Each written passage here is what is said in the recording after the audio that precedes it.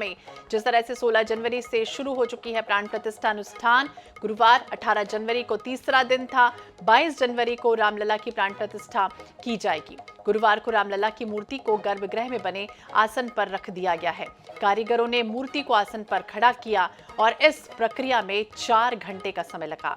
बताया गया कि अब मूर्ति को गंधवास के लिए सुगंधित जल में रखा जाएगा, फिर अनाज, फल और घी में भी रखा जाएगा। तो पूजन के साथ रामलला का विग्रह विराजित हो गया है। ये तस्वीरें सामने आई हैं। विशेष तौर पर कर्नाटक के मैसूर के अरुण योगीराज ने इस मूर्ति का निर्माण किया और पूरी दुनिया लालित है, दर्शन करने के लिए उत्साहित है, बेसब्र है कि 16 तारीख से प्रक्रिया पूरी तरह से शुरू हो चुकी है। 121 आचार्यों ने विधि विधान से पूजा अर्चना की। तो रामलला की 200 किलो की वजनी मूर्ति का जलाभिषेक किया गया। सबसे पहले रामलला को आईना दिखाया जाएगा। यानी 22 तारीख को आपको बता दें कि सबसे पहले जब मूर्ति यानी विग्रह की प्राण प्रतिष्ठा होगी, उसके बाद उन्हें आईना दिखाया जाएगा।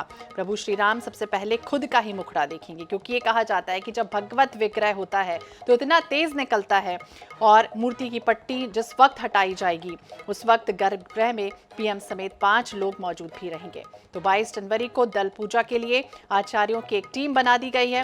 पीएम की मौजूदगी में अभिजीत मुहूर्त होगा और फिर रामलला की मूर्ति प्राण प्रतिष्ठा की जाएगी। तो प्रख्यात मूर्तिकार अरुण योगीराज ने 6 महीने अयोध्या में ही रहकर ये मूर्ति तैयार की है। गर्भगृह में स्थापित करने के लिए 3 मूर्तियां हालांकि पहले बनाई गई थी, उसमें से 3 मूर्तियों में से एक का चयन हुआ। तो सुबह शाम दोनों बेला में विशेष अनुष्ठान होगा। ये कल से देखिए पहली तस्वीरें सामने आई हैं, जब हालांकि अभी नेत्रों में पट्टी बांधी गई है, अभी दर्शन नहीं हो सकते। पूर्ण दर्शन जो है वो 22 तारीख को ही होंगे और विशेष अनुष्ठान सुबह शाम शुरू हो चुका है। सुबह आज औषधादिवास, केसरादिवास, घृतादिवास विधि से पूजा अर्चना की जाएगी। उसके बाद संध्या काल में धान्याधिवास प्रक्रिया विधि विधान से पूजा होगी और जो भी यजमान होता है, जो मेन यजमान होता है इस पूजा विधि में, उसको भी कठोर नियमों का पालन करना जरूरी होता है। और ज्यादा जानकारी के लिए हम बात करेंगे बीएस लाठी, हमारे सहयोगी लगातार ग्राउंड जीरो पर बने हुए हैं। अयोध्या की पल पल की तस्वीरें, जानकारी हम उनसे ले रहे हैं। लाठी, एक बार फिर से आपका रुख करेंगे और ये आपसे समझना चाहेंगे, क्योंकि कल जिस तरह से पहली तस्वीर सामने आई, करीब 4 घंटे ये विधि विधान से पूजा अर्चना हुई, और आज क्या कुछ विधि विधान होगा, किस तरह से जिस तरह से मूर्ति स्थापित कर दी गई है उसके आसपास जो देवी देवता विग्रह में मौजूद रहेंगे उनकी किस तरह से पूजा अर्चना हो रही है? देखिए, अगर बात की जाए तो जो भगवान राम जी की कल जो पूजा थी और जो पूजा शुरुआत थी और क्या क्या होने वाला है आज का जो खास दिन है, जैसे आज का जो खास दिन है वो वाकई में बहुत करीब है।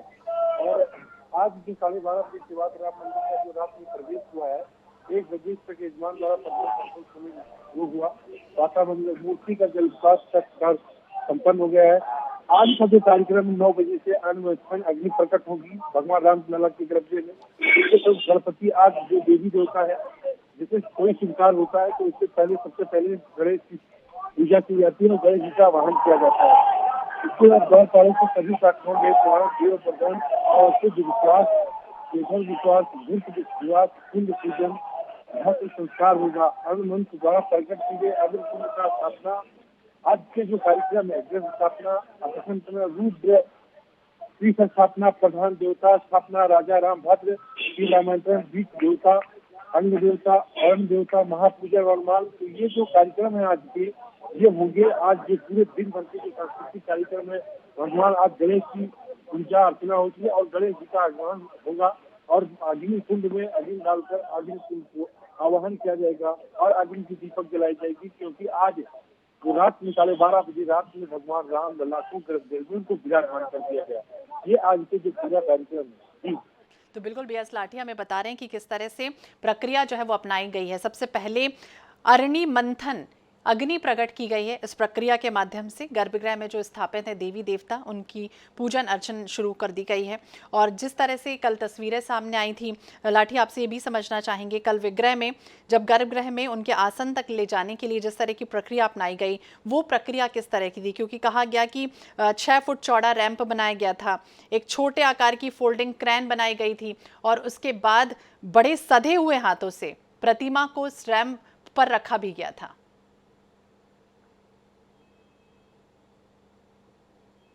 लाठी, आप सुन पा रहे हैं हमें? जी, इतनी बड़ी मूर्ति थी और इसमें तमाम लोग थे जो वहाँ के कारीगर थे।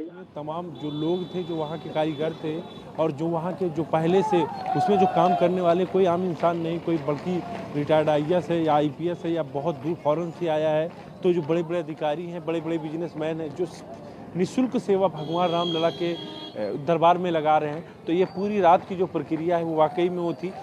तमाम लंबी दौर के बाद उसको जो प्राण प्रतिष्ठा है उसको मंदिर को ले जाकर के गर्भगृह में प्रस्थापित किया। वो काफ़ी देर के बाद वो पूरा वो सिस्टमेटिक ढंग से उसको ले जाकर के भगवान रामलला के गर्भगृह में वो किया गया। तो हर कोई ललायत था वहाँ की, क्योंकि हर कोई मंदिर को स्पर्श करना चाहता था, पर मंदिर को ढका गया है। आप देख ही रही हैं कि किस तरीके से जो विग्रह है उसको किस तरीके से रखा गया है। जो देश के प्रधानमंत्री नरेंद्र मोदी हैं, पूजा पाठ रचन के बाद 22 तारीख को जो प्राण प्रतिष्ठा है देश के प्रधानमंत्री नरेंद्र मोदी के हाथों उसको संकलित किया जाएगा और भगवान राम लला का आवाहन किया जा रहा है। जी बिल्कुल आह्वान किया जा रहा है। वो उस पल का साक्षी बनने के लिए सब कोई उत्सुक थे क्यों, और जब वो मूर्ति विग्रह में रखी जा रही थी उस समय जो लोग वहां मौजूद थे उनकी आंखों से अविरल धारा भी बहती हुई नजर आई है, जिसका इंतजार सदियों से चल रहा था, 500 सालों से इंतजार कर रहा था। ये भी आपसे समझना चाहेंगे लाठी, कहा जाता है कि जो यजमान होता है, मुख्य यजमान होता है, उसको कठोर तप करना होता है और 11 दिन का कठोर तप तो खुद प्रधानमंत्री भी कर रहे हैं। ये कहा जा रहा है कि वो नीचे सोते हैं कंबल बिछाकर और सिर्फ नारियल पानी ही ग्रहण करते हैं, और जो मेन यजमान है वो किस तरह से कठोर तप कर रहे हैं। एकदम यही प्रक्रिया अपनाई जाती है कि जिस तरह से आपने देखा देश के प्रधानमंत्री जो 11 दिन हैं जो व्रत हैं, नारियल पानी पी के और बाकायदा फर्श पे एक बिछा करके दरी बिछा कर एक साफ सुथरी चटाई पे एक फर्श पे वो रहते हैं, किसी से बहुत थोड़ा दूरी बना के रहते हैं और बाकायदा जो यजमान ये प्रायश्चित करने का वो होता है। भगवान राम वो सबसे सौभाग्यशाली हैं जो यजमान है।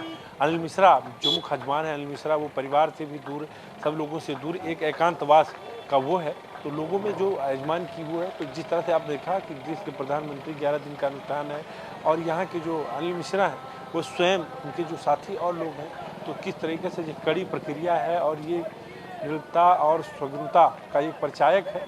तो ये बहुत मशक्कत वाली और बड़ी योग साधना की दृष्टि से 11 बिल्कुल योग साधना, कठोर तप, जैसे यम पूजा भी कहा जाता है, वो करना होता है यजमान को। वो तस्वीरें भी हम लगातार दिखा रहे हैं आपको। और ये कहा जाता है अभी तो फिलहाल वस्त्रों से ढक दिया गया है श्री राम लला की मूर्ति को, लेकिन जिस दिन पट्टी हटाई जाएगी सबसे पहले उन्हें आईना दिखाया जाएगा, क्योंकि कहा जाता है कितना तेज होता है प्राण प्रतिष्ठा के दौरान कि वो कोई झेल ही नहीं सकता। और यही वजह है कि इस तरह की प्राण प्रतिष्ठा में दोनों बेला में विशेष अनुष्ठान और पूजा अर्चना हो रही। बहुत बहुत शुक्रिया लाठी, तमाम जानकारी के लिए नजर बनाएं।